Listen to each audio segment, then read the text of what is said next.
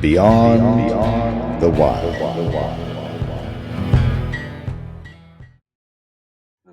Welcome to another episode of Beyond the Wild podcast. We've got some special guests tonight, and we're going to have a little bit different format as we kind of relive or recount a trip last year that I went on with our guests tonight, Jason and Karla Cox. Welcome to the show. Thanks, Ron. Good to be here. And Jason Loftus, who just returned from the same location. And we're going to kind of turn this into a little trip down memory lane / interview of Jason and see how their trip to Brazil went this year. First of all, Jason and Karla, haven't seen you guys in a while. We've texted back and forth a little bit, but how are things going? Good. It's been kind of a weird year for us. We haven't been out near as much with the cameras as we'd like to, but it's sometimes life gets in the way. Part of that though is a good thing. You guys have some property that you're kind of getting ready to spend life in, right? Or part of life? Yeah, yep. We've been up there trying to get things, straightened out, cut a driveway in last fall, and we're going to build a cabin, but bought a camper instead for a while. We'll probably just use that, but yeah, and it's a pretty good place for wildlife photography as well. It actually, I think you had a post. I don't remember if it was the spring or early summer, but you guys came back with like 6 or 7 different species.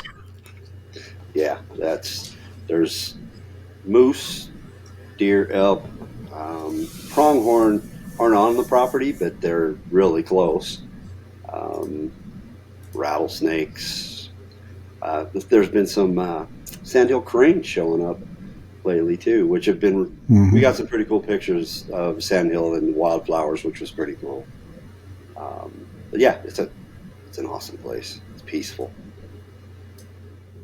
Is it peaceful for you too, Karla, or do you have to take care of him while you're out there?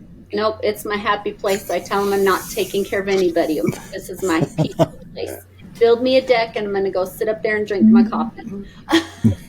Nice. Excellent. Yeah, it's a great place. Good. Jason Loftus, welcome back, dude. It's Thanks. been a little while. We all go our separate ways in the fall. Sometimes those paths converge, but so far this year, they have not. Yes. We've done a poor job of that this year. We have. That is absolutely 100% the case. We have. You did go to Alaska, though, didn't you? Sorry, good. What'd you say, Jace? You did go to Alaska together, though. That's true. That's true. Yeah. And then we came back, and you can all see my bloody eyeball. Yeah. Got off the plane, got back to work, and started to not be able to see so good, and went in and detached my retina, so I got that repaired, and now I have to wait until I can get updated glasses so I can actually see. But I was able to adjust the diopter in my electronic viewfinder so I can actually see while my eye is in the electronic viewfinder. Otherwise, I have to shoot with the LCD, and that's all I can do. Just a little side note, Ron. Seen a couple of your posts with some of your edits lately with this eye thing. You might want to send them to me just to take a look at them real fast before you. No, they've always been that way. Just now I've got a little bit of an excuse. I'm totally teasing. But I do want to make a comment. And I saw you when I jumped on. Your eye reminded me of the river otters, the giant river otter's eyeball. It's kind of an eerie, creepy, evil, demon-like look. Yeah, look at that. Like this? I was like that last year when I told you about those river otters. Yeah. They're not the cute, cuddly kind. No, they're not. Boy, oh boy. Yeah. I'm sure we'll get into it, but watching those things do their thing is incredible. They are just they're vicious predators. Yep. So let's talk about it. Let's start with the travel. Because for us, and it was more, I guess, on the way back, the way down was fairly seamless, except Did Our, we just? Yeah, our translator wasn't in. the translator didn't show up. Yeah, Right till we got there. yeah. It was amazing right until we got to Brazil. So you guys kind of had a built-in translator, though, Jason, right? Yeah, yep, we did. I went with Jimmy Breitenstein, who's now doing tours down there for the Pantanal, and he does speak Portuguese fluently. He served his mission for his church down there and speaks fluently. So that was a huge help having him travel with us, because you guys all warned me about the issues and challenges with the Sao Paulo airport, and that absolutely held true for us. I mean, if he wasn't there, I seriously don't know if I would have been able to find out where I was supposed to go for my next flight. I was literally lost. So even Jimmy, who speaks Portuguese and can read the signs, had to go talk to somebody a couple times to figure out where we were supposed to be. So the signage in that airport's just terrible. There's just zero signage to tell you where to go. So, Yeah. Well, I wouldn't know because I couldn't read any of it. Right. Yeah. well, I and can't speak to anybody either. Right. Yeah. And when we landed there, we had rolling blackouts. There was a whole side of the airport that the power was off. So they had Geez. not even backup generators, just like light stands lighting the hallways, and it was crazy. And then we got to the side that the power was on, and then it was going off and on, and we're just like, oh boy. So we had a good layover period. We had like 6-7 hours. So we weren't rushed, and we ended up being fine. We had plenty of time, but without that extra time, it would have been really difficult. Without Jimmy and without that extra time, I don't know if we would have made it. So Crazy. I remember at one point we after we finally kind of got figured out where we were supposed to be going, we went down to this little downstairs dungeon area, and it was really, as they're kind of walking us through this, I'm thinking, where are they going to send us? This is crazy. And then people are arguing, people are mad, it's kind of weird, and Ron's got his big Pelican case with his camera gear in it, and he was like, well, what do I do with this? And they're like, just leave it right here. And literally, it's like kind of just in the corner of the room, almost in a hallway. And I remember Ron saying, well, I'll never see that again, as he walked away. I was like, I don't know. There's no way I'm leaving this here. And we finally had the translator at that point, and she was like, yeah, no, it'll be okay. Like, yeah. Well, it's funny. We had a very similar experience. Like when we went, had to go get our bags, right? Because you're going into the country, and we were trying to figure out where to go drop off our bags and go through customs and everything. We got through customs fine because you have to go through it to get through, but we went and got our bags, and then we could not figure out where to drop them. And we ended up in this basement in this dark area, and it was total chaos. There was some dude walking around like kicking people out of line because they weren't ready, and it was like all in Portuguese, and it was insanity. And we're just like, are we in the right spot even? Like, and so we left our bags there, and every one of us were thinking, well, I hope that was the right place to leave our bags, because it wasn't real clear. So that's funny. Yeah, we had that same experience. So anybody that's planning on going, hopefully the guide you're going with has got that from Sao Paulo airport on, has something figured out to help you. Yeah, because it is a bit of a challenge. Either that or get the travel apps that, like the instant translator, either apps or tools. There's like a little microphone now that you can kind of just pass back and forth, do the instant translator thing. Right. And it is not just Portuguese, it's Brazilian Portuguese. So you've got to make sure you even select the right language if you're trying to translate. Right. And now, did you guys go to Cuba? We did. So the way ours worked, it took us about 2.5 days to get to the lodge. So we flew out on, not quite 2.5, 2 days. That's not fair. 2 days. Mm-hmm. So we flew out at like 1:00 in the afternoon in Salt Lake, flew to Atlanta, had a 3-4 hour layover in Atlanta, got on the flight around 10 o'clock at night, whatever, to head to Sao Paulo.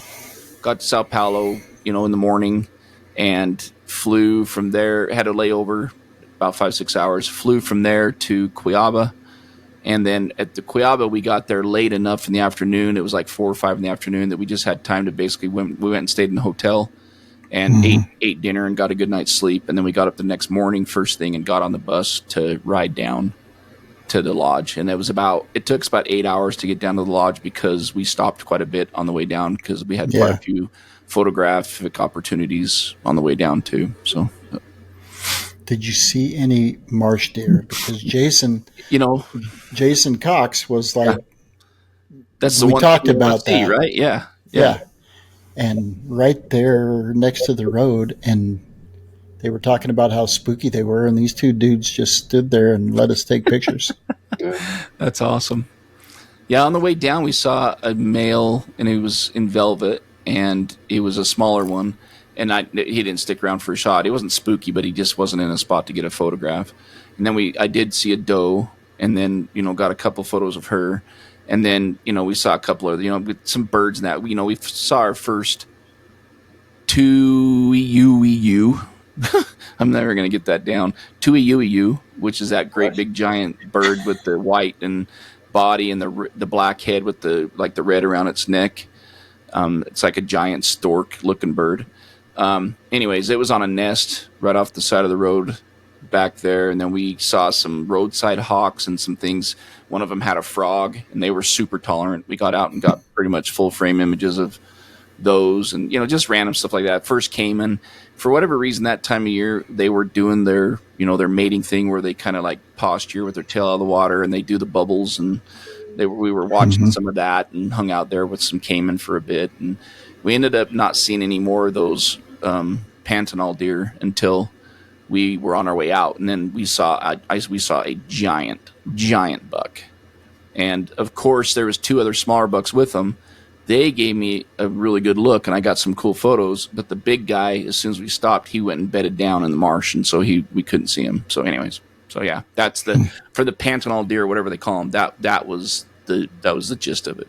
At least we got a shot of them. But what were those called, Jason? I feel like they were marsh deer.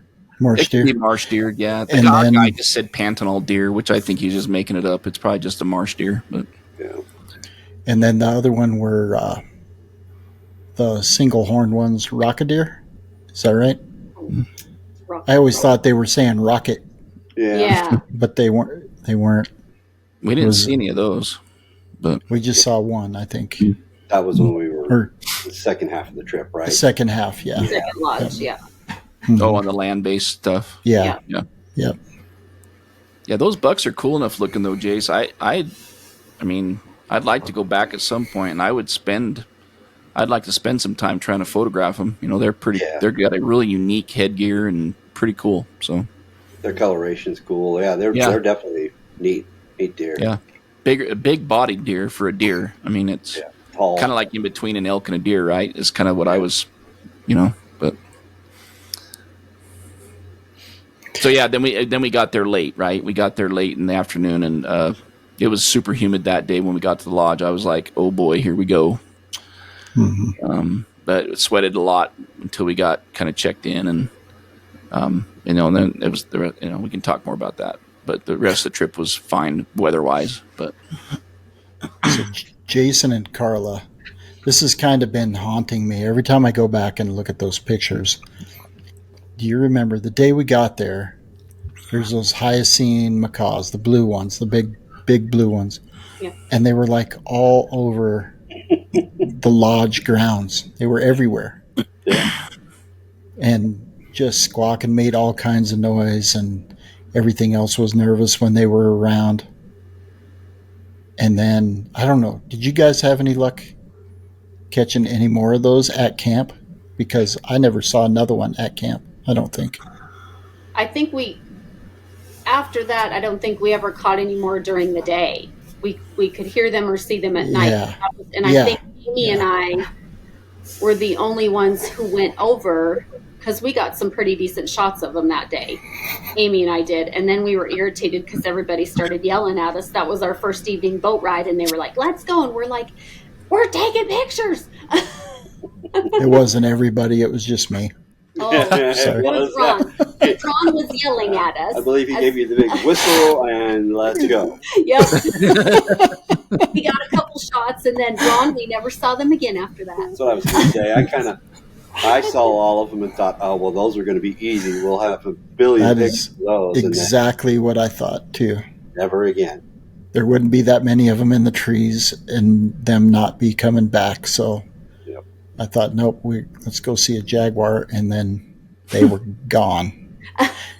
They did not like the whistle, I don't think. It was you. It was you, Ron. Well, that could have been too. I have that effect on things and people. I did get a couple good shots, though, so that's okay. Well, I'm glad one of the three of us did. I'm sure I think you did too. I think she posted one, maybe. Yeah. Did you guys see any of them, Jason?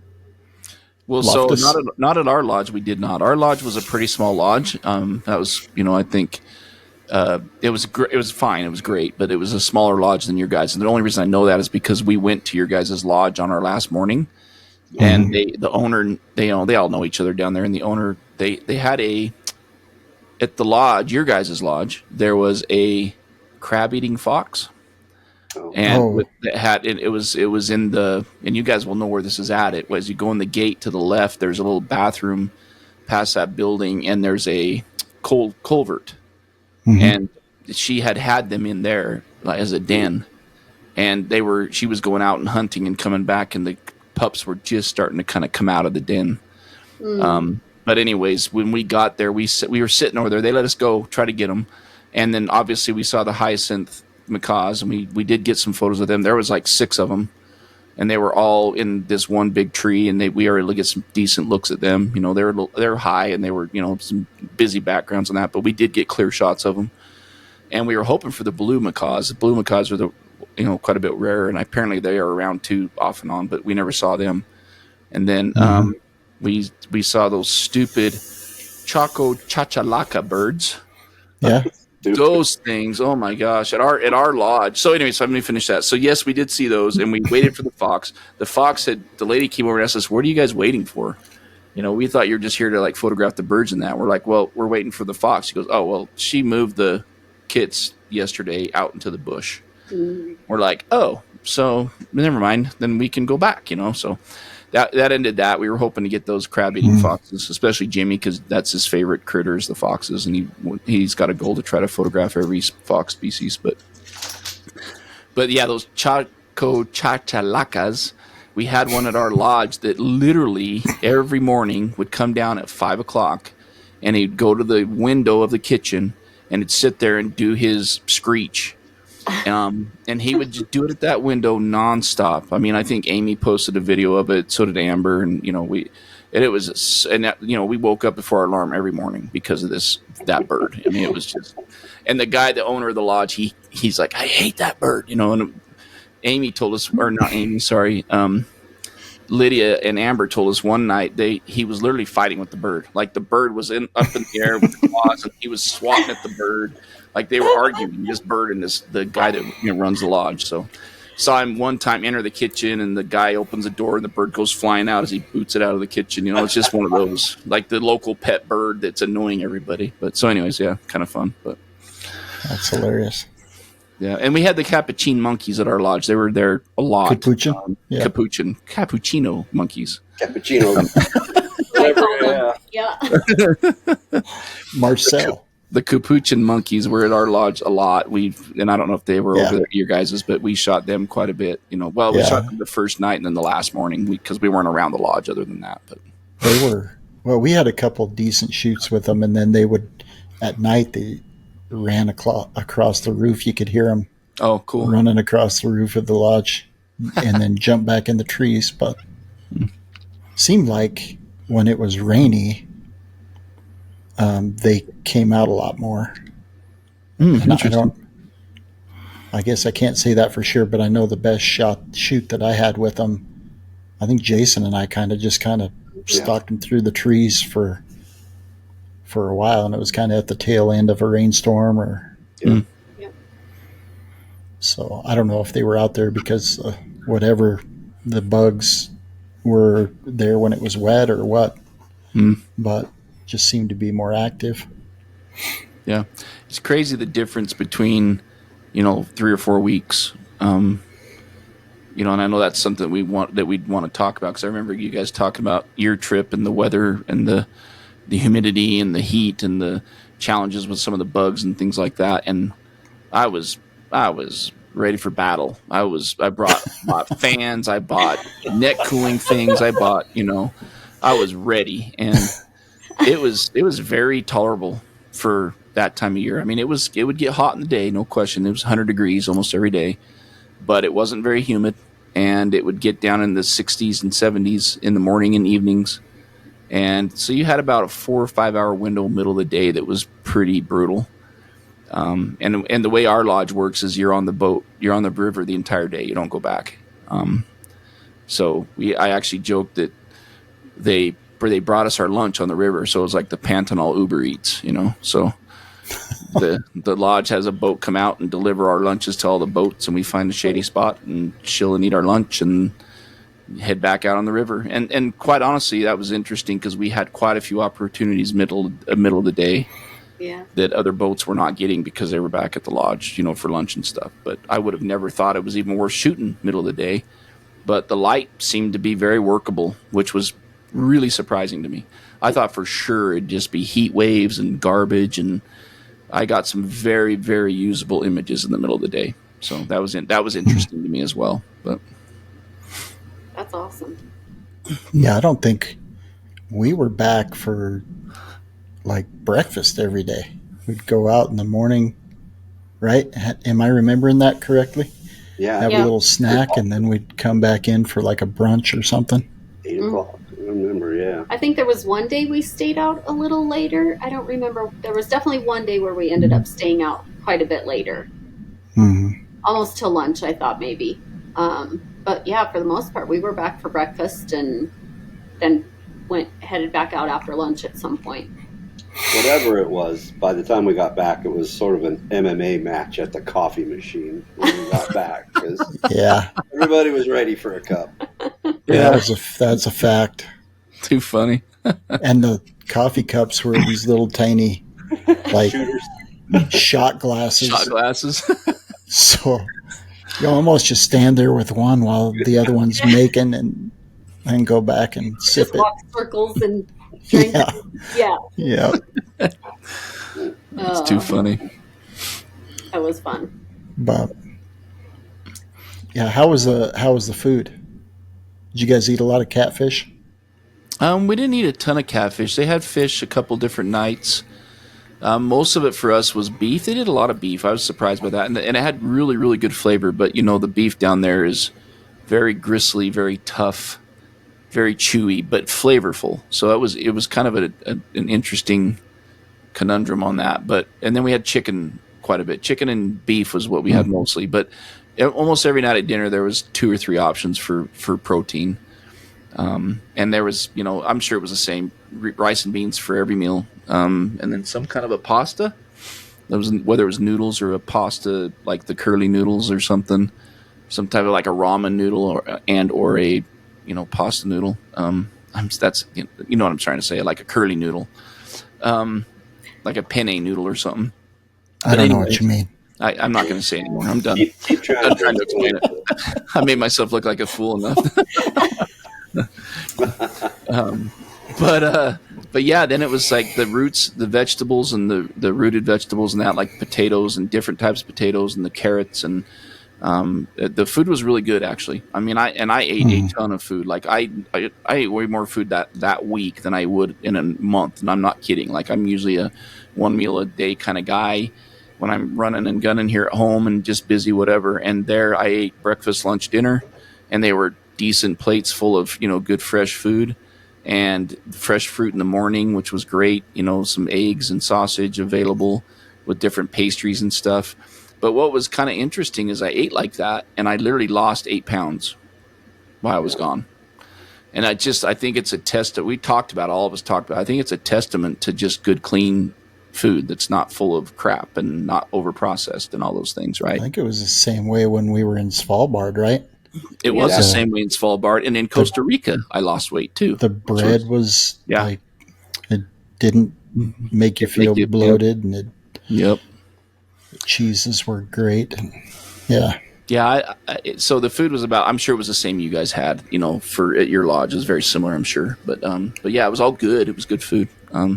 They'd bring us the lunches. We're in one, those little glass bowls that are the kind of the rectangle shaped bowls, and they'd bring them out to us in that, and it was always fresh and warm, so obviously for obvious reasons, but and we just the waters were that was interesting, the water cups with the little tinfoil pillback. That was odd to me, but we went through a ton of those. I mean, we were drinking water like it was going out of style, so Did you get to try piranha? Did we try piranha? I don't know. They didn't tell us what the fish was. One night, I'm pretty sure we did, and it was good, whatever the fish was. One night for sure it was catfish. There's no question, and it was good. But the other night there was another kind of fish, and we couldn't get anybody that could tell us what kind of fish it was. But it was good. It tasted good. But yeah, I was kind of hoping we drove by some people that had, because that's the thing that people don't know. Like a lot of people go to these lodges for different reasons, and everybody's like there to see a jaguar, I'm sure. But there's a lot of people that go there just for fishing, and a lot of people go to these lodges for birding. A lot of people go to these lodges for other things too, right? And some people are only there for a day or two, and then they're gone. So it's kind of an interesting mix of people and different cultures and different, in and out of there. And the 7 days we were there, we were probably the only ones that were there for that period of time. A lot of people were coming and going while we were there.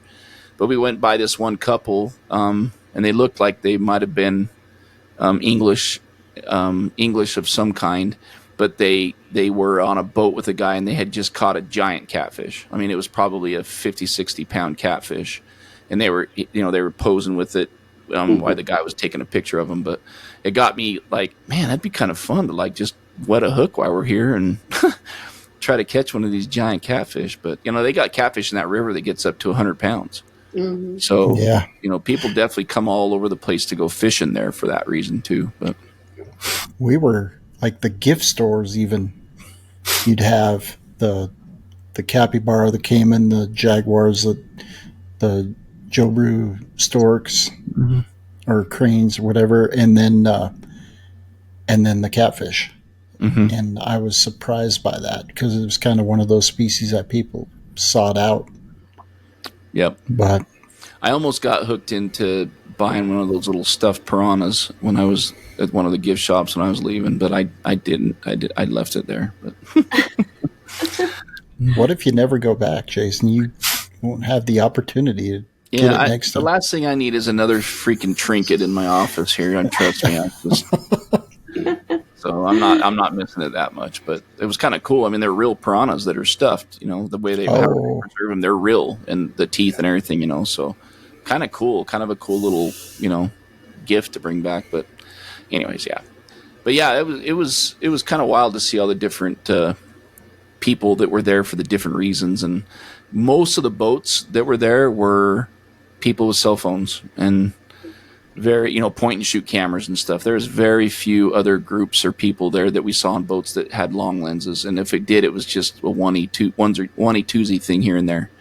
So that was kind of interesting to me as well. But so it sounds like you were in the same area we were. Yeah, I think so. Well, I know we were, because literally our lodge is, a 15-minute walk, a 5-minute drive from where your guys' lodge was. Oh, really? Yeah. Yeah. Yep.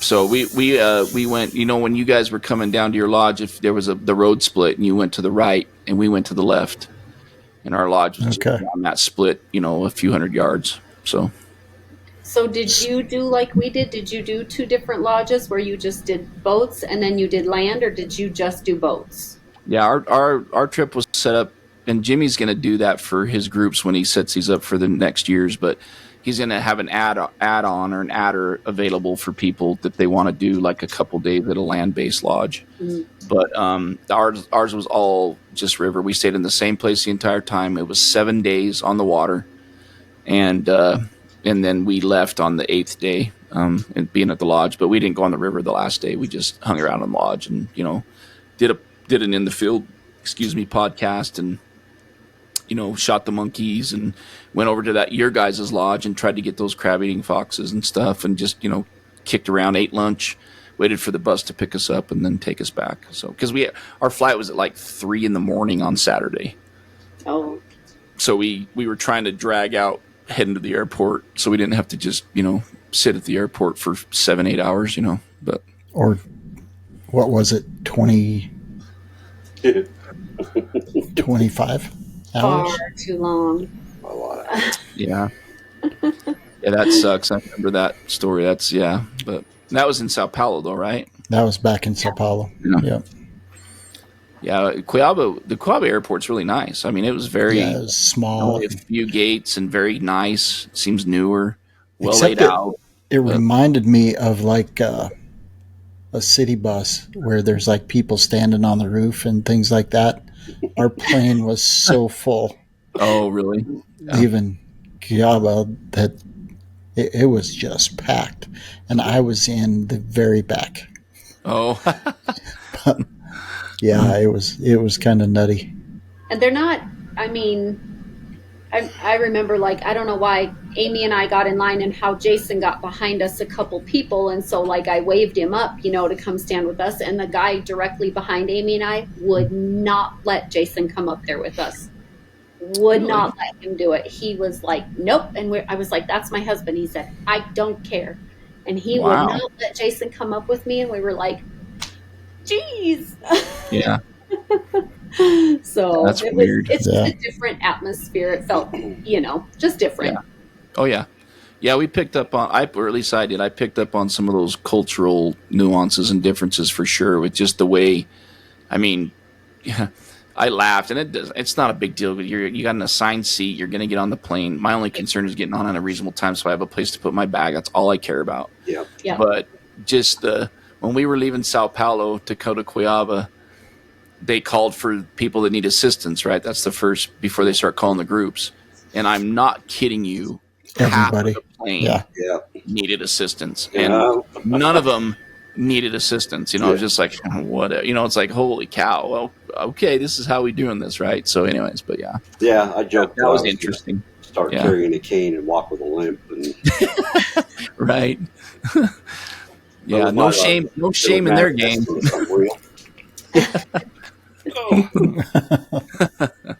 So let's talk about the Jaguars. We saw the first afternoon that we were out, we had our first encounter, right? Yeah, right away. I think wasn't it the one in the tree? I think so, yeah. In the Black Channel. Yeah. Get one in the tree right off the bat. How's that? Yeah. So go ahead, Jason. The one in the tree that you guys saw, was that in the Black Channel, Jason? The Black Channel, yeah, I know what you're talking about. It's literally, I think that's like the channel for the tree stuff, because there's like 2 or 3 trees they like to get up in there. And it was ours. Oh, sorry, go ahead, Jason. I thought it was kind of my understanding that particular Jaguar was kind of the tree Jaguar. The rest of them kind of hunt from the bank, but she likes to hunt out of the tree. Yep. And I think her name's Marcella, I think, and I might be massacring that name a little bit, but she's apparently she's pregnant. And then there was another female that we had 3 Jaguars in 4 different trees in one day in that channel. And part of it was, we had one situation where the Marcella was up in the tree, or not Marcella, sorry, a different female was up in the tree, and the other Marcella came in and she ran up the tree, and they met face to face and growled at each other. And we were in the wrong spot for any video or photographs of it, but it was still pretty cool to see it and hear it. And then she went back down the tree and went and found a different tree to be in.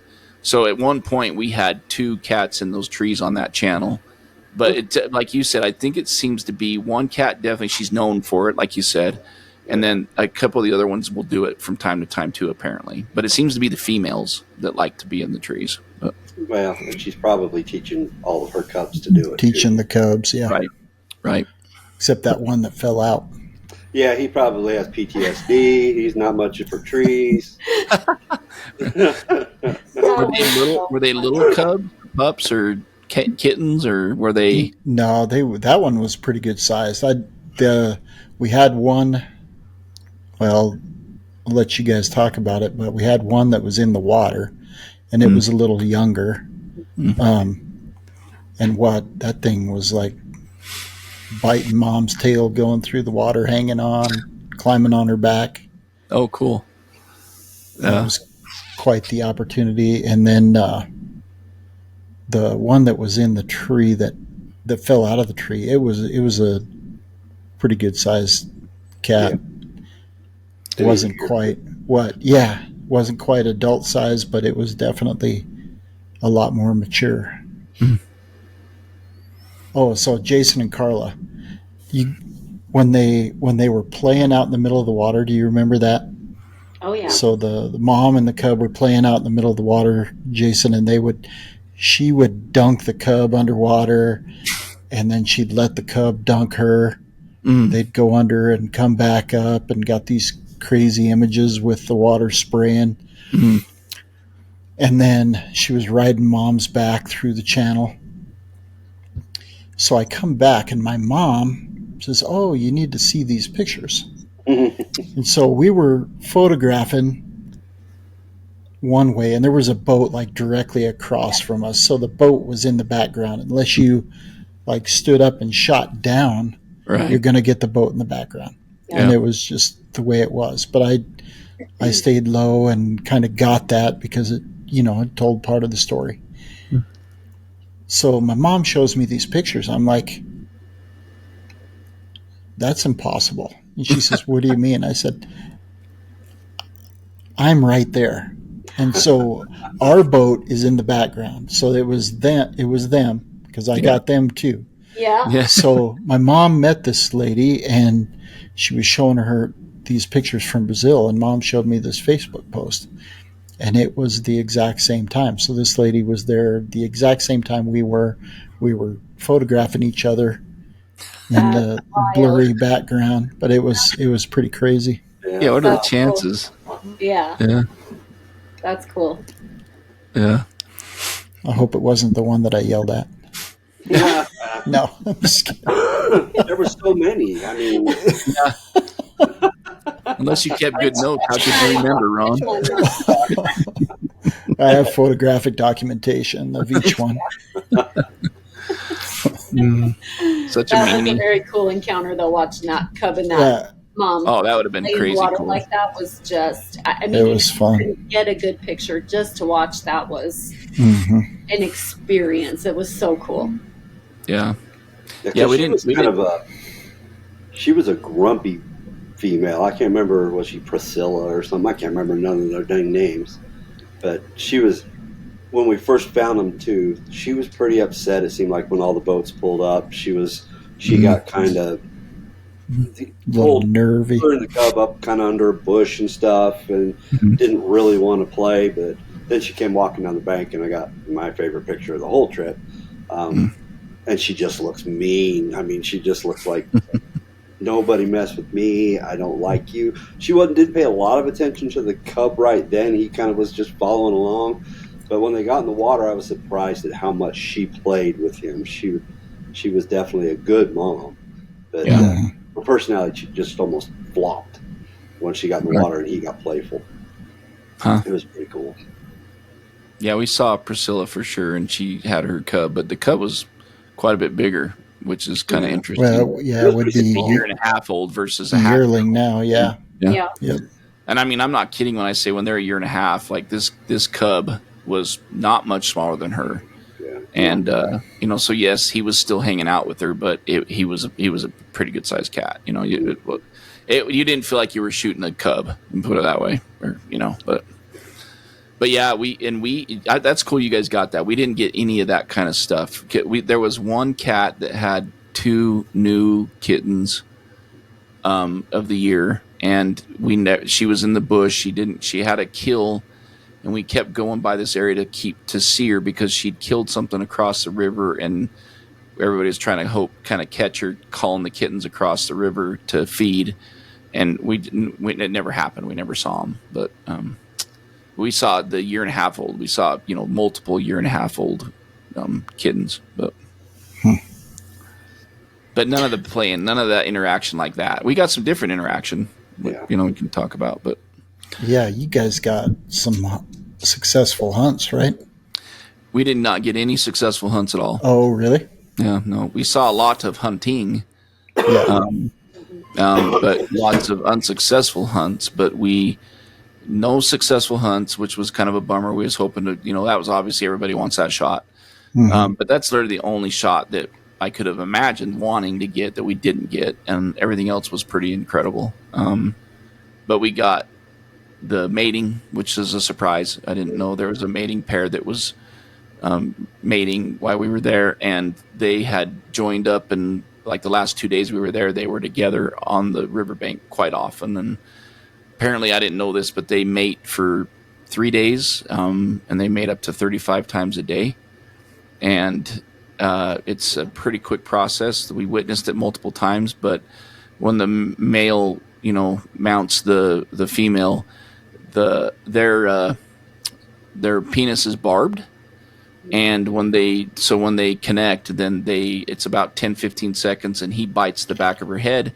And the reason he does that is because he knows when he separates that she's not going to be happy. And every time they separated, there was a pretty aggressive snarling match between them.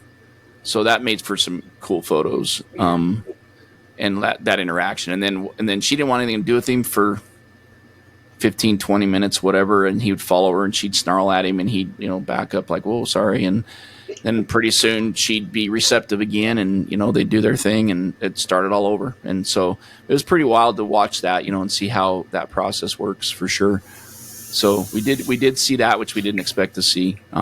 But yeah, no successful hunts. But that's pretty wild, and it does confirm. Sorry, Karla, but it does confirm a thought that I had and a theory that I had that maybe the lady's memories aren't as good as they think they are. She would forget 34 more times that day that she didn't. Yeah. Just 20 minutes. Yeah. I'm just not going to touch this. Yeah. I've got some thoughts too, but I'm going to leave it alone. Oh, that's cool. Yeah, but that's neat behavior. So did you talk to the guide? I guess Jimmy was kind of the guide, but did you talk to him? I mean, is there a mating season, or is it just when that's the hard part. the female comes into estrus?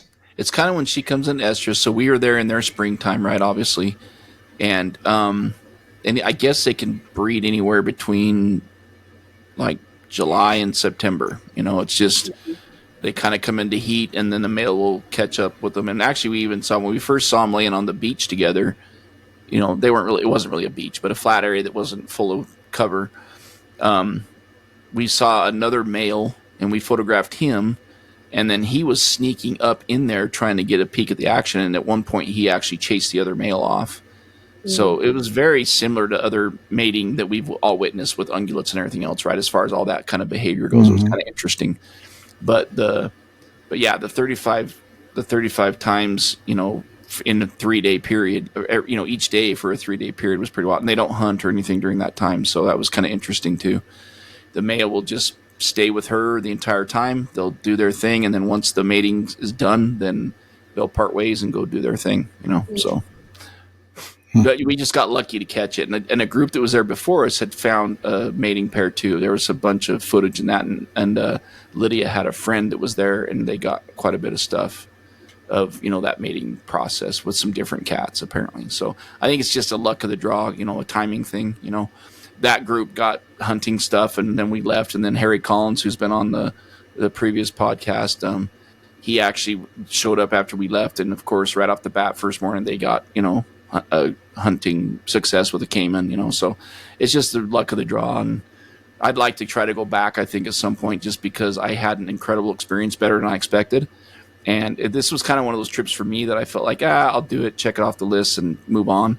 But there's shots that I want to try to get, and the only way to get them is just to do the numbers right. And so I think, and it's worth it to me to go back, I think, at some point. So not right away or anything, but I definitely will go back. But I had said that we wouldn't go back, but after hearing that maybe the humidity isn't as bad a little earlier or something, and it had rained quite a bit.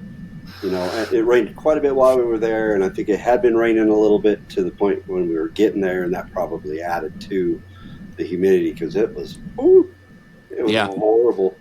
Well, and I mean, we all know what bad humidity is, and I was expecting it, and I was, like I said, I was prepared, and I was prepared to not have a lot of fun in that humidity, to be quite honest. I had my mindset right for it, right? But then it ended up being, we had one day on the boat that was really humid, and it was bad. Like, we were drenched from head to toe all day, drinking water like no tomorrow, and didn't pee once that entire day. Like, it was bad. I mean, I was sweating it all out for sure, and just drenched and sweaty and hard to get away from the heat at all. But it was just one day, and every other day was very tolerable. Just wear your buff and your brimmed hat and your sunglasses and your long sleeve shirts, and just, you could be out there. It was uncomfortable, you're hot, but it was doable.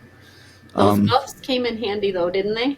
Oh, those buffs you got to have a buff. You need a buff. The other thing that I was going to say, what's the one thing I would bring on my next trip? There's two things I'd bring on my next trip.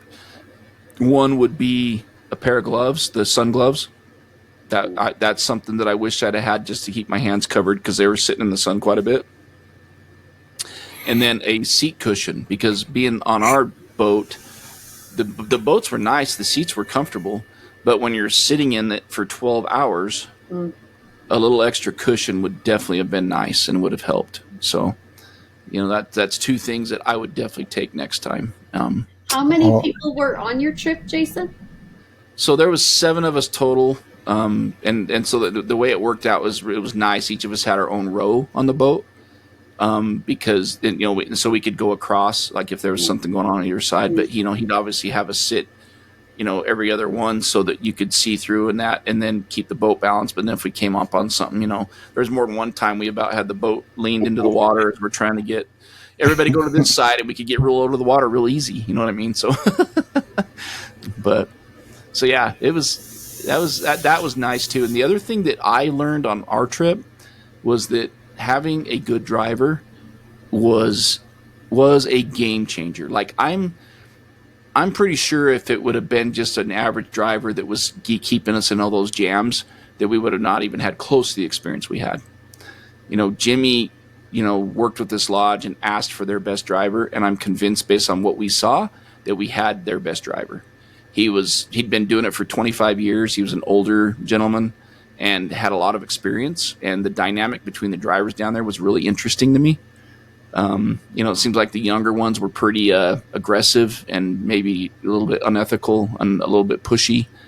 And he was very good about just staying back, not getting in the mix. He knew the cats so well and their behaviors that he would put us up in front. And I'd be, the first day or two, I was like, what is he doing? He's driving away from this cat. Like, what the crap are we doing? And next thing I know, he'd go around this corner and put us in this spot, and we'd just be sitting there, and all of a sudden all the other boats are coming, and then here comes the Jaguar with the shot. That's the shot. And we got it, and they didn't, because he put us in the right spot because he knew the cat's behavior. Ooh. And multiple times we'd be in a situation where there might be a pretty good jam going, and he would literally just leave. He'd put us in a spot to get the shots, and then he knew the cat would either be done, it's going to lay down, whatever, and he would leave. And we'd go find a cat on our own. And we had multiple cats with not a single other boat around.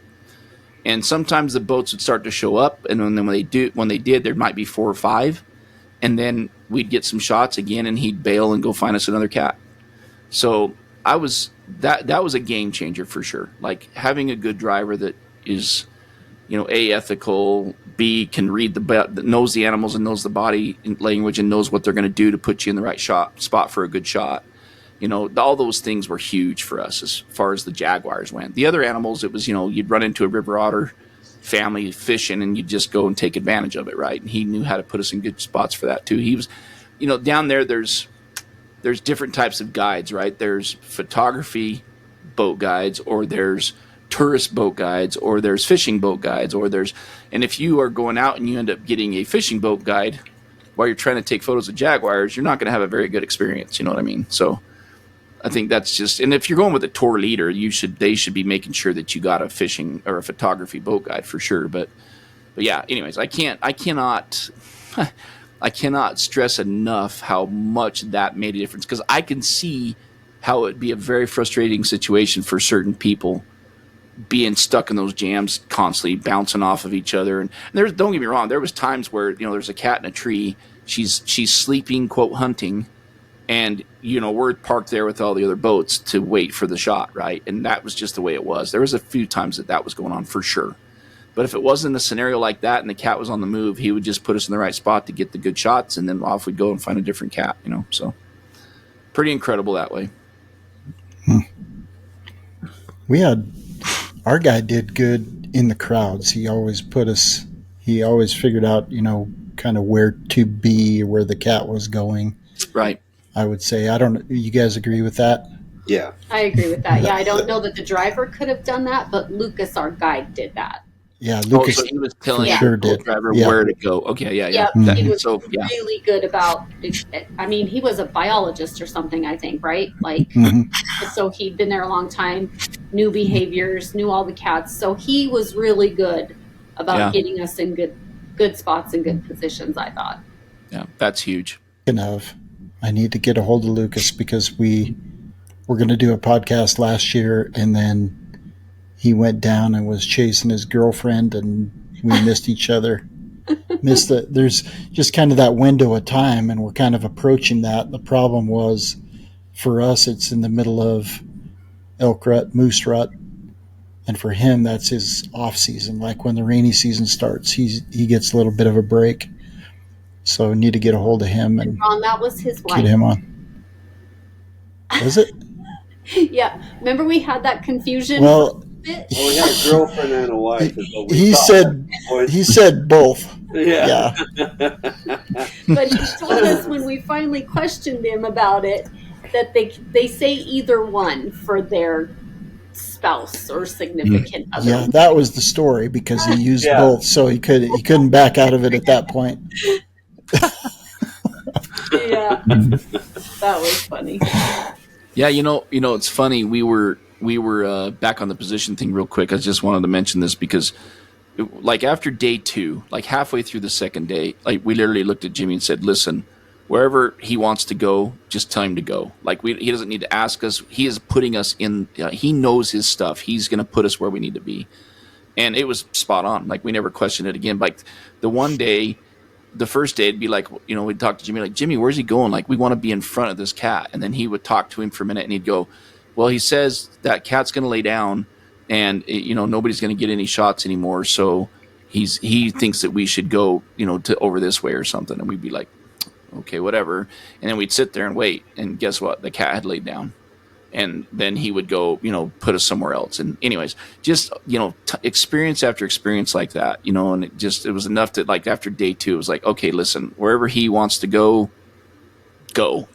we trust him. And he put us in so many good scenarios that it was just, we made sure we took good care of him at the end of the trip. Let's put it that way. Cause he made the trip, honestly. Yeah. But that's awesome. Yep.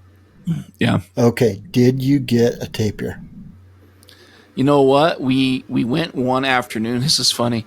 We actually had one that was in a spot, and it's probably the same one that you guys may have been trying to or whatever. But on the river, there was an area where there was a tapir that was apparently pretty consistent. And somebody that we ran into down there, you'll never guess who I ran into down there, Ron. Myrna. I'm Myrna. Yep, you guessed. Dang it. But we ran into her actually when we were coming in, and we stopped at that one lodge where you can use the bathroom and stuff. Well, she'd been in the other lodges and come up to that lodge to do some different stuff with the trip she was on. And so we got to, hug each other and hang out and chat for a bit while we were doing that. Ate our lunch. We ate our lunch at that lodge and used the bathroom and stuff. But anyways, so I love Myrna. She's a sweetheart. But anyways, we went to go see the tapir, and she got a shot of it actually. Mm-hmm. And we went to go see it one night, and as we were heading that way, there was this jaguar in golden hour light laying on a log right by the river with reflection. So needless to say, we did not drive past the jaguar to go see a tapir, but yeah. So we never made it to see the tapir, but we did see him on the drive out. We saw tapir, we saw the crab-eating foxes, we saw a ton of stuff on the way out. Not that we could photograph, but on the way out we saw a lot of those critters. But. Yeah, I think we saw one tapir on the road on the way back. Yep. And then Jason spotted some tracks. We were driving down the road, and there was some tracks on the road one day. And then Jason also spotted some canid tracks. And they're like, those are too big to be a crab-eating fox. Gotcha. Definitely not a fox. And the guide thought initially that they were like the neighbor's dogs. Oh. Wild dogs. And then it did turn out to be a Maine wolf.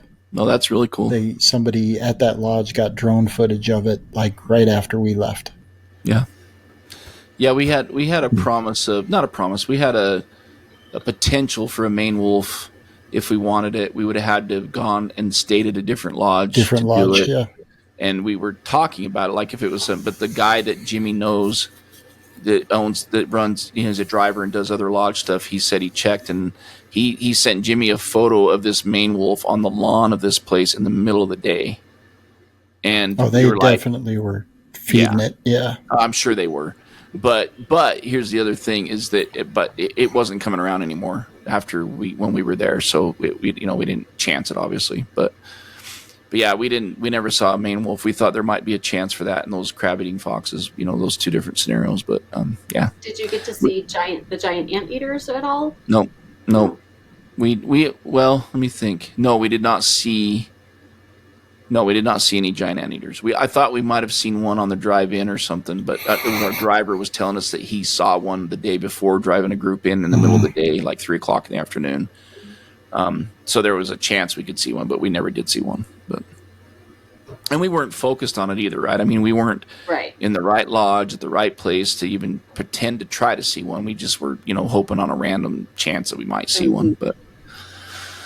The capybara were interesting to me. I actually expected to see way more of them than we did. And they were around and we saw plenty of them, but I just expected to see way more. And I was blown away by, that thing, they're just like little statues and they don't do anything. Like they sit there and eat and sit, and that's all they do. And we had one little family that was living on this beach, and it was looked like a male, a female, and two little babies. And so that was kind of a cool, photo opportunity.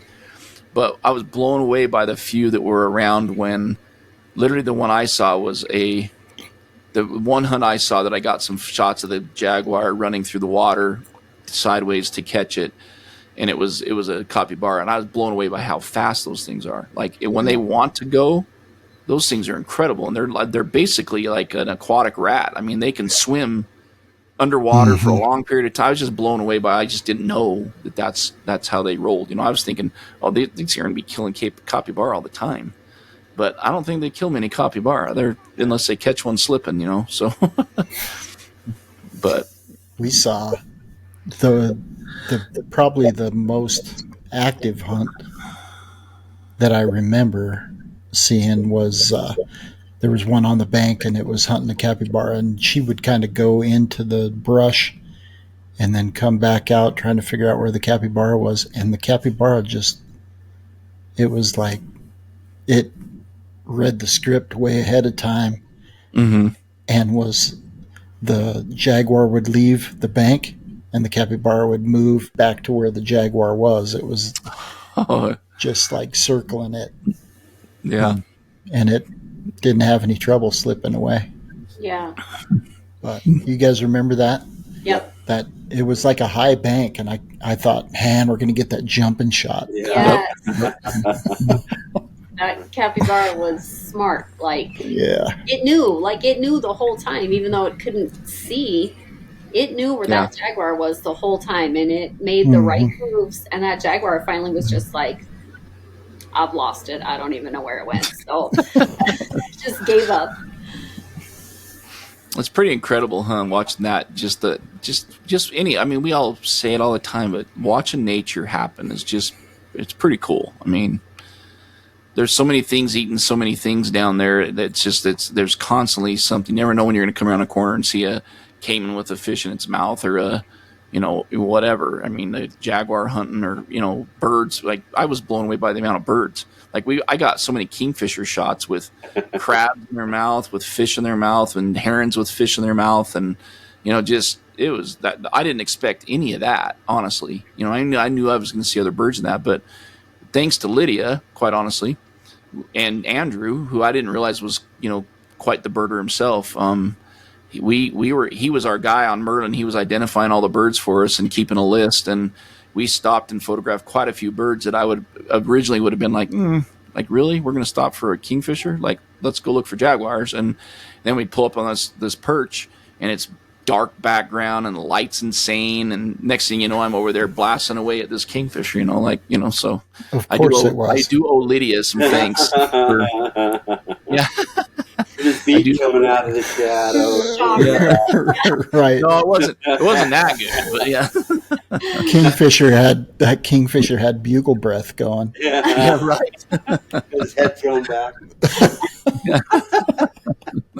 Blowing smoke rings with the humidity. Yeah. Oh man, too funny. Or is that just the filter?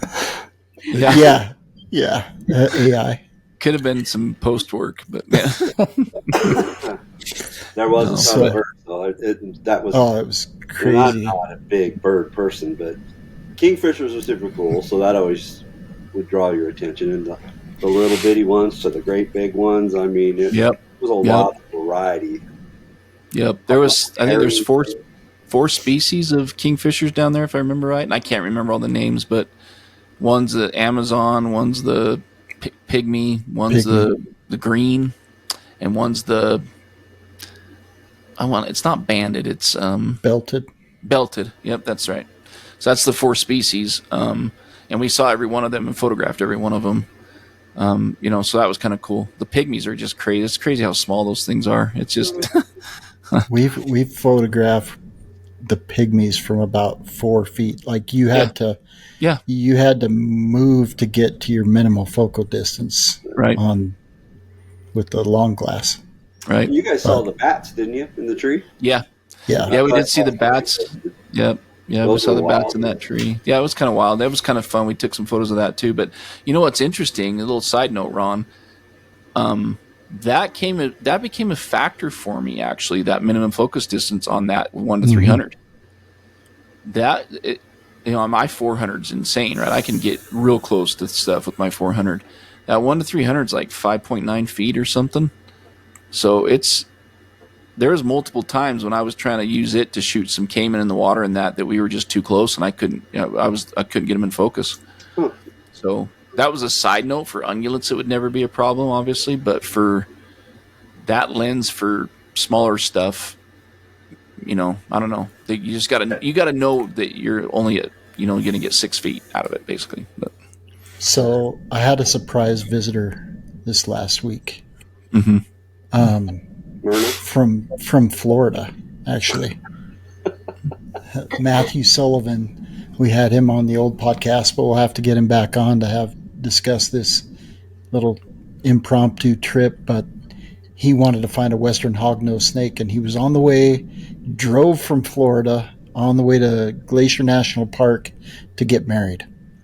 Oh, wow. And was meeting his fiance up there. So he came through, stayed one night, and he's a big reptile guy. So we went and tried to find a western hognose, and we ended up finding like 5 prairie rattlesnakes and a couple bull snakes, and had fun. But the minimal focal distance on the rattlesnake, I had one snake that I was trying to get this shot of, because there was great sky behind it, and I couldn't get it. I was too close.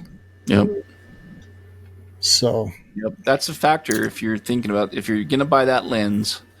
yeah, Just know that for if you're gonna be make using it for smaller stuff. make sure, and we talked about this after the fact, but make sure you get an extension tube. Yeah. If you're going to be trying to use it for any kind of up close macro type shots. So, but we've been at this for a little over an hour, and I know there's a lot more to it, but I kind of want to give everybody an opportunity, and then I want to hear yours, Jason. Karla. Yep. Favorite memory, favorite encounter from that trip? Jeez. I might have to say the cub and the mom in the river. I think that was just a really cool. But I liked. It's hard. I liked the giant anteater with the baby on the back too. I thought that was a super cool thing to see. I really enjoyed that. Anything with the babies, I guess. But the mom and the cub playing in the river was the mom with the baby on her back, the anteater, was bittersweet because I was fighting with the camera. In fact, Jason said at one point, I think Ron's camera is about to end up in the top of that tree, and because it wouldn't focus. And that was the last time I took that camera out on that trip. But that encounter was a little bit tainted because of that. Yeah. Unfortunately. That whole day you fought that camera because I think I did all those other monkey type things, and you were getting frustrated then. Yeah, it was. Yeah, the heck I missed a lot. Yeah, I got one really good shot that might have actually ended up being one of my favorite shots of the trip. Was one that I got of the giant anteater with the baby on the back. And then I would just add to that with just going with you and Amy and the group that we went with, it just made it such a fun trip, and I loved it so much. Like that made the whole trip too. Just being with people we knew, felt comfortable with. We could laugh and joke and have fun, and I think that was super fun. Yeah, the whole group was excellent. It was a good time. How about you, Jason? I was trying to think because I knew that this was coming.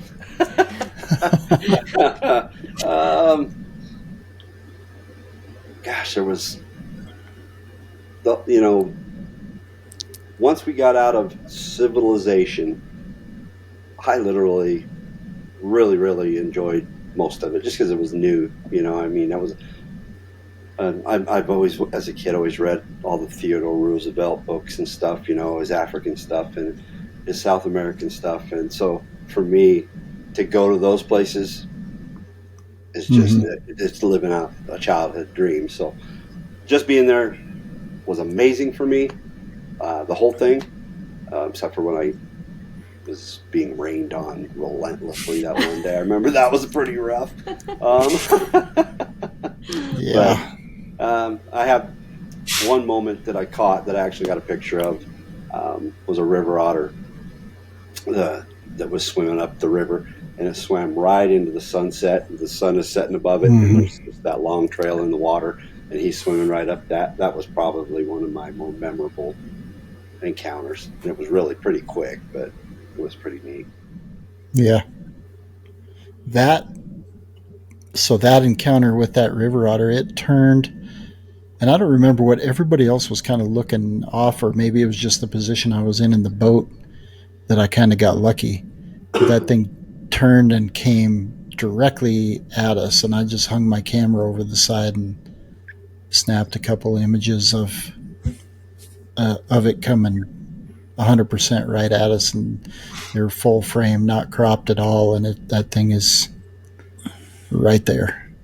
So that was a pretty cool experience, and the light was just insane. Yeah, it was. Do you remember that? Yeah.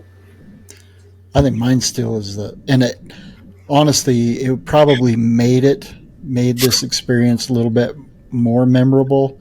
It was fun to watch. It was funny, and it was funny to listen. You got all the boats locked up there, and it was funny to listen to everybody like almost cheering for this thing. But that cub that fell out of the tree and then tried to fight its way, and I just happened to be videoing with my iPhone and ended up getting the whole thing and stayed fairly steady even with all the movement. Yeah. That was pretty cool. Yeah. One of the best parts of that too was when the cub fell out into the water. The look that the mother gave it was just like, "You are killing us here. We're trying to what you're doing. How are we supposed to eat?" Yep. Yeah, it was funny. Yeah. That was How about you, Jason? For me, I have a couple. We had one day, we called it the tree day, and we had been wanting. That was one of my main shots I wanted was jaguars in the tree. I just think that's such an epic shot of that I've seen, and I didn't realize it happened as much as it does. But we didn't see it at all until probably day 5 it was day 5, and that just ended up being the day of the trees. Like literally 3 different jaguars and 4 different trees that day, and then the next day we got in that same green channel further down.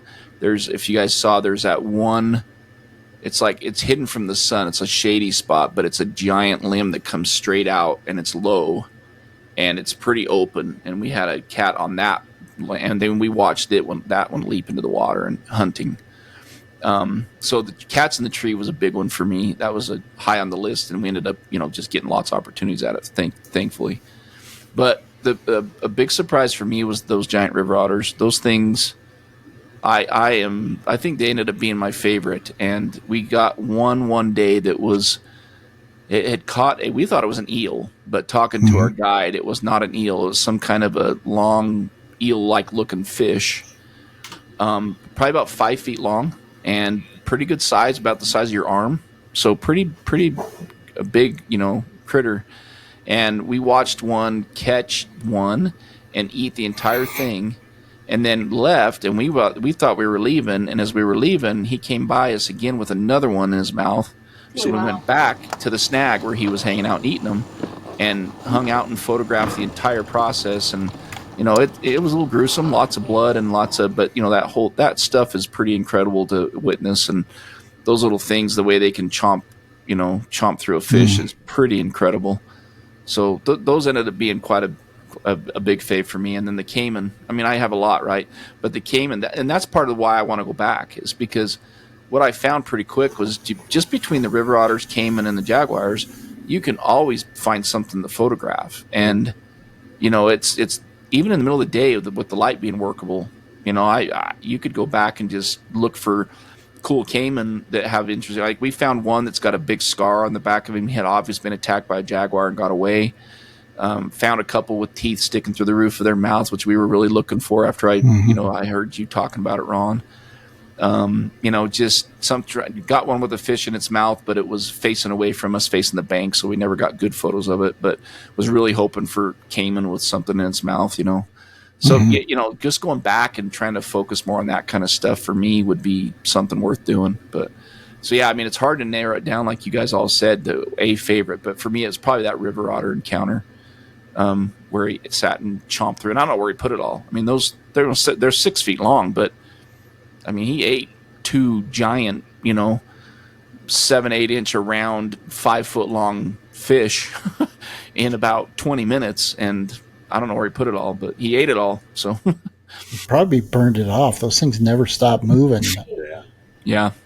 I don't know if you remember, Ron, that are they a Jabiru store? He had one of those on that like he was trying to gag down. He could not do it. That fish was huge.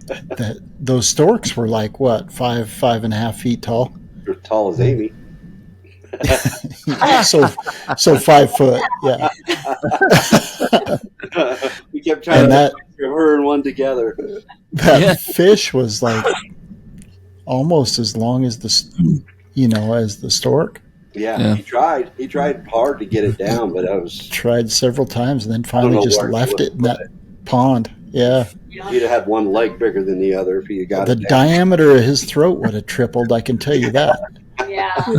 If he would have figured out a way to get that thing to go down. But Was it like a orangish color with black spots on it?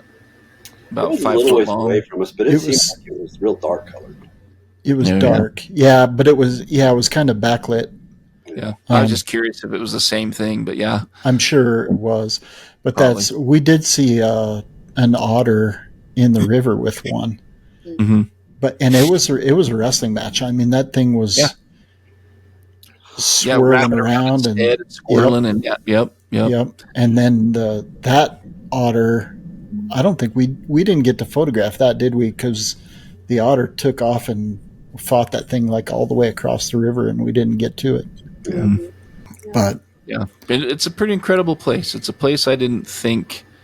I mean, I literally thought it'd be one of those just kind of go check it off the list, and I'm shocked at how much fun I had and all the incredible encounters we had, and how bad I want to go back. So yeah, I would go back and probably try to focus on tapir, maned wolf, and I know they don't occur in the same place, but the other thing that I would really like to photograph is those scarlet macaws. yeah, Oh, yeah. We had one good pass. It was just an insane light, and there was a pair of them that flew in to this big valley, and I was videoing, and it didn't turn out great at all. Well, it happened so fast. It was really fast. Yeah, you could, if you knew what to listen to. That was the first time we heard them, but if you knew what to listen to, they screech way before you could see them, and you could have been ready. But like I said, that was our first time, and didn't really know what I was about to miss. But it was fun to see. It was just beautiful. That was on the way. We did that while we were in Cuyaba, right? We drove to that Yeah, we had that one day in that park. state park or something, and so it was like this big canyon, just beautiful. Mhm. Well, that was the only time we were ever able to go there. That was just a quick kind of side trip before we went to the lodges. Yeah, that was when we got to stand on the geographic center of South America, right? Oh yeah, It was yeah. the same day. Yep. Yeah. Oh, really? We were that close to that, huh? Yeah. Mhm. That's kind of cool. Yeah, that town you drive through, like right before you Oh, get yeah. on the road, Yeah. it's not far from there at all. It's like a couple miles from there. Where they have the two UUU bird. Well, I have a hard time saying that one. I don't know. I don't know what you're trying to say, so I definitely don't know if they have the birds there. They have a big statue of it, like on a nest, right in the middle of town. It's like the theme of the town, apparently. Oh, really? Jimmy called it a tuiuiu. This is the name of the bird. And he kept correcting me because I kept saying tuiuiu because it's way easier to say. But that's not correct. So, and what are you guys calling it? The Jobru stork? Jabru stork. Jabru, yeah. Jabru? Is that like the wood stork, the big white and black one? The white one with the big red gullet. Yeah, that's what I'm calling the tuiuiu. So maybe that's the Brazilian word for it or something. I don't know. I don't know. All the Brazilians called it the Jabru. That's probably because you're a gringo. Yeah. I'm just kidding. I don't know. It was definitely different than the Tuiuiu, yeah.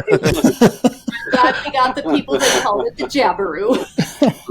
Right. No I kidding. can say that a lot easier for sure. Thank goodness for Lucas. Right. Yep. Yeah, it's funny. At one point, the book also called it the Jabru. Okay. Oh, yeah. At one point, well, I'm gonna have to look it up. I'm gonna have to bug Jimmy about it because I want to know by now. But He was just hoping you'd get on here and call it the. he might be laughing his butt up when He he did it. He actually did it. He fell for it. That sucker. Gotcha. He'll be doing this to me, right? Whatever that. Yeah, but we had one point we were eating lunch and we had two of them come out of the nest because there was a nest right on the river, by the way, and they had 3 babies in the nest, and they were coming out of there, and they'd go in this little area where we were eating our lunch, and they would fill up their gullets with water and then fly back up to the nest and feed and water the babies. And we were sitting there at one point, and they both came in to fill up, and I was like, "Oh, look, there's two UUs," and I was like trying to, and I didn't say it that well. It was just, and yeah, I was got a little tongue tied. So That's funny. Anyways, yeah, cool place. Pretty wild to be that far remote in the middle of nowhere, right? I mean, it was.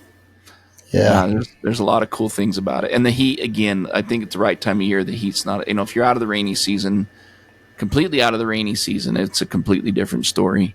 Mm-hmm. But we actually did have a bridge that was out too. So fortunately, we were able to go around on one of those little dirt road cut arounds. But there's a dry season. If it had been, yep. Oh, you'd have been hosed. And rainy they actually season, they're not going anywhere. Right. And there's actually a few bridges you can't do that on. And they was explaining to us the way they do that is they'd have buses that are on both sides, and they basically come to that spot, and then they canoe you over to get to the other one if the bridges are out. You know what I mean? And so you can just imagine the cluster that is. But they've figured out how to keep it going until they can get the bridges repaired, apparently. But wow. Yeah. We had somebody that was in a Sprinter van of some kind. Had fallen through it. His wheel had gone off the track and had fallen through, and his back wheel was sticking through the bridge. It was teetering pretty good. So unfortunately they didn't go off the bridge, but anyways, apparently it happens quite a bit. Did you get pictures? That's really all not. that I did not. Oh, I should have. I really should have, now that I think about it, but I did not. So well, Jason and Karla, thank you guys for coming back and trying this again. It worked out great. I'm glad we could kind of relive some of those memories. And yeah, it's fun to compare the trips for sure. And I was bummed that the other one didn't work out. So yeah, this is cool that you guys were able to get back on, and it might even be a little better of a conversation just to kind of, like I said, because it's been fun to compare, the trips and that. And it sounds like we both had awesome trips, but just I think the weather was a little bit more tolerable for me, maybe. But other than that, you guys had some really cool encounters that we didn't get, and vice versa. Yeah, which is just the way they go, But yeah. Well, thanks for having us. Yeah, thank you guys, and for being spontaneous as well. Yeah, it was a last minute. You guys are awesome. We got nothing better. Yeah, we're just sitting right here being bored. Hey, if I send you guys some images, can you do some editing for me? No, I was going to send you mine. Yeah, apparently I have to send him mine too. Just till that eye heals up, buddy. Yeah, that might be a while. I'm just harassing you. Hope it gets better fast. Yeah, well, it's getting better, but the vision's not. It's going to take a new pair of glasses, and I may just have to bite the bullet and pay for it, but we shall see. You would think that your medical insurance would cover it in the case of a surgery when it changes your vision, but they won't. Yeah. So, stinking insurance. Yeah, it never covers anything you need. Right? I know. But, well, thank you guys again. Thank you to Pictureline for sponsoring this episode, Canon USA. And we didn't really spend a lot of time talking about it, but the 100 to 300 has turned into quite the tool. And yet I'm already, I don't know, the 300 to 600 looks like it's coming, but it may be a little bit different than we thought. It's not going to be an f4. It's going to be a 4 to 5.6. So it'll be a variable aperture. It sounds like is pretty solid information at this point. But let's talk about that real quick, Ron. Sorry, not to drag this on, but I think that's worth just mentioning. If I go again, I would have shot. What I ended up doing for me was I took my 400 and I 1 to 300, and I took my teleconverter 1.4. And I was surprised that what I ended up doing most of the time was I was shooting with my 400 with the 1.4 on it most of the time. Mm-hmm. And then I would, if we were closer, would getting a wider angle stuff, I was shooting the 1 to 3. But if I was going to do it again, I would take my 600 and I would take my 1 to 300 and shoot it with the 1.4 on it. I think that would have given me a lot more flexibility on some of the stuff that we encountered, But So- anyway, it's just food for thought. But I mean, having a 600 would have been actually. I shot a lot of shots with the 400 with the 1.4 on it. And I think Jason and Karla, you guys both and I, or we all three had the 200 to 400, right? Yep. With the teleconverter when we were down there. Right. Yeah, I think that was the lens for that trip because it had the built-in and. That would have been awesome. You're right. That is a good combo, that lens, because even with the 1 to 4 or the 1 to 3 at the 1.4, you just don't quite get on that long end enough to get what you want on some of these shots, But yeah, so I that's a think good point. Amy did a lot, like Jason said. I think she had her 4 she with shot her with the 400 a lot. Yeah, I think you're right. on quite a bit. Yeah. Mm-hmm. Yeah. Yeah, I mean, there's no right or wrong answer, but for people that are considering this trip, just food for thought. If I was going to do it again, that's what I'd do. Or I'd take a 1 to 400 if you don't have the 1 to 3, whatever. But having like a 1 to 400 and then a 600 or a 400 with a 1.4 on it, whatever. But something like that would be the combo to have, I think, from what I experienced. But sounds like you guys agree with that too. But yeah. Yep. Yeah, for sure. Anyways, yeah. And real quick, how many images did you guys end up taking? I want to hear what everybody's count was. This is always curious to me. I have no idea. You guys remember? Do you remember? Did you track that at all? No, I did not. I looked at one point, but I can't remember. It wasn't very high. Mine was only like 8,000. Oh, wow. I was Jeez. really pretty picky. I spent a lot of Yeah. time looking past my camera too, soaking it all up. Good for you. Good for you, Jace. Yeah. I wished I would have. Yeah, I didn't do as much of that as I would have liked to have, honestly. And there was opportunities that we had to do that. It's like some scenarios you're like, take a bunch of photos. Okay, now I got some time for some video. Okay, I'll take a few more photos. Okay, another video. Okay, let's just watch it for a bit. You know what I mean? It was that kind of, we spent enough time with them that it was, you could do that. But I actually took more video than I thought I would too, Ron, just FYI. Attaboy. I got quite a bit of video this time, but yeah, my count ended up being like 36,000. Oh my heavens! Good. Okay, I told you, mine was like 28. Yeah, I knew yours was Yeah. high. And I was 7 days on the river, so that would right. jive, right? So that because you're moving, Oh so boy, you're shooting more just in case, yep, and you're probably not going to go back next week. So right, you want to make sure you get a couple that are sharp, Yep. Yeah. Absolutely. But yeah, that does compute. I mean, if we were another 2-3 days on the river, I probably would have been kind of in the same ballpark. Yep. Yeah, but to your point, I culled that down to like 9,500 that I kept. And I'll probably added a couple hundred of them, at the end of the day. But but yeah, it's always interesting to me. And you're spot on. That the boat motion thing and figuring that out and trying to get that figured. Like by day 6, I felt like I was starting to get it figured out and I was getting a little bit higher keep rate. But Yeah. that's a legitimate challenge, especially when those other boats are around. Videoing from the boat is nearly impossible. You're But trying to pan one way, the boat's going the other way, and Right. yeah, it's crazy. somebody's head is coming into the shot, like Oh yeah. because you just can't help it at that point. Yeah. Trying to video. Yeah, everything you guys said about it prior, it was spot on. I mean, and you just can't help it. Nobody's intentionally trying to get anybody's way, but it's just, sometimes it's like you're in the viewfinder and you're photographing somebody's head is in the way, but you don't realize because the boat had turned. Yeah. Yep. They didn't. It's just you were moving. You know what I mean? So you just don't. It's not. It wasn't. Nobody was ever upset or anything. It's just there's a few shots you miss depending on where you're sitting on the boat because of that scenario. And that's just the way it goes. But Yep. yeah. But yeah. Anyway, sorry, that was a derail, and we went back into it. And we were trying to wrap it up, but That's all right. It's all good.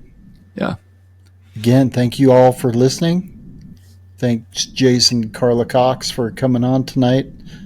And thanks, Jimmy, for getting Jason down to Brazil. And that's a wrap for another episode of Beyond the Wild podcast. We'd like to thank our sponsors, Pictureline.com, your online source for everything photography, and Canon USA.